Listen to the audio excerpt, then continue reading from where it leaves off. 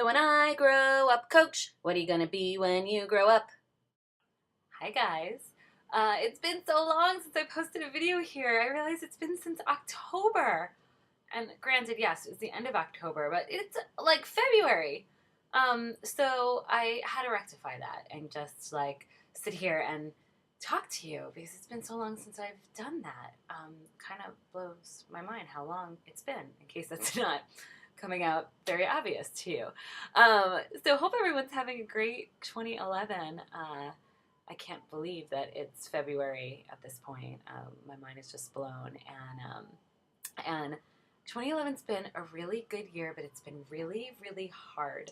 If you've been following my blog, I don't know, over the last few months, you know that I've made really big steps in my business, scary steps in my business, and I'm really focusing this year on writing the book proposal that I'm working on with my literary agent.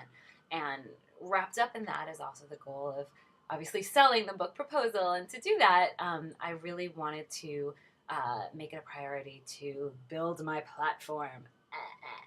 I hate that term, but it's just, that's a term everyone knows when you're kind of saying like, okay, I want to get out there. I want to get my name out there. I want to establish myself as an expert, la, la, la, la, la. And anyone that's been here for more than like a minute knows that I'm so not about that slimy, icky stuff, and I'm all about, you know, what feels right and what feels good and what's my gut telling me, and all of those sorts of things. So I'm approaching this whole building my platform without being icky, salesy, gross about it, by really just targeting, you know, the places that I really connect with their audience and the people who, right now on my side, my publicist is dealing with more, you know, traditional media, and thankfully I don't really have a hand in that. She's just going off and doing all that. But for me on my end, I'm looking at different blogs and places that I haven't known, and I'm working with my PR agent to find those places. But, you know, looking at these sites that I haven't really been aware of yet, but where my target audience is,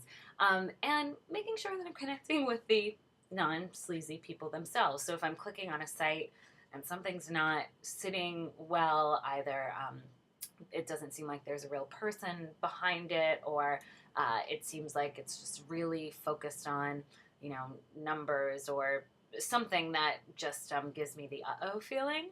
I'll link to my article on the uh-oh feeling here.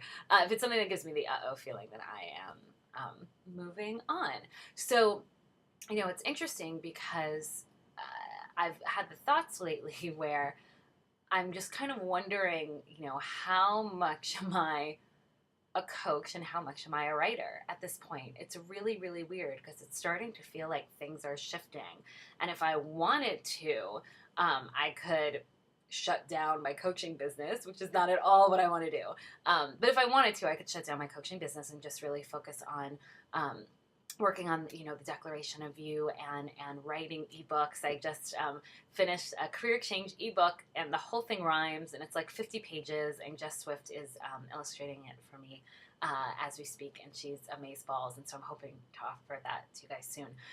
But, you know, I'm focused on, as I said at the end of last year, really trying to get as much information out there to you guys in as varied of a price range as possible. That's really important to me. So I want to continue writing workbooks. I want to, and I am going to offer my scholarship again in March, probably on or around my 1 year I quit my corporate America job anniversary, which would be March 19th. And I don't need that. It was such a bear last year when I didn't have a lot of work going on that I hope I get a lot of entries. I love seeing those pour in, but I'm also a little nervous about it. I want to offer more group coaching. I want to work on my book proposal and get a book out there and help even more people. And, you know, I want to build my platform and have these guest posts. And I think that, too, is why I haven't had video time with you guys in so long, because I've been so writing focused. So, my virtual assistant and my friend Jess Larson asked me very like nonchalantly, not a loaded question at all, a few weeks ago. She said, "Oh, so are you going to continue with coaching?" And I said, "What do you mean?" And she goes, oh, well, you've been writing so much. I didn't know if that's your transition. And, um, and I just immediately was like, no, not at all. I love coaching. That's where I feel when I'm coaching. That's where I feel most, connected and doing what I'm doing and my path and all that, those other good hippy dippy things that people throw around. But it's interesting because I have decided, in order to make room for this writing and to know that I'm going to write more guest posts. I want to have time to work on my proposal and not have it take me 6 months to get there. To update my blog 5 days a week, which I hope you've been noticing that I'm doing. I need to take a day every week that's just like a writing day, where I know I have the space to do it. And I love those days. Like I wake up and just knowing like the day is mine and I could write and I could do all those things. Like I love that. But then when I think, if I made the choice that that's all I was doing, I'd probably go out of my mind. So it's just interesting, I guess, to kind of talk about that shift and acknowledge that shift and also acknowledge, sometimes the path takes you naturally. And I talk about things being easy. And when things are easy and things are, supposed to go the way they're supposed to go, then you kind of sometimes get carried along with it. But there comes a point where, okay, you're being carried along with things, and you might not want the path to go that way. I don't want to end up being just a writer and not coaching anyone on the phone or in person, or do workshops or lead retreats or do public speaking, all these other goals that I have for my business. Not all in this year, thank God, but who knows what's going to happen. But I don't want to resist where things are naturally going.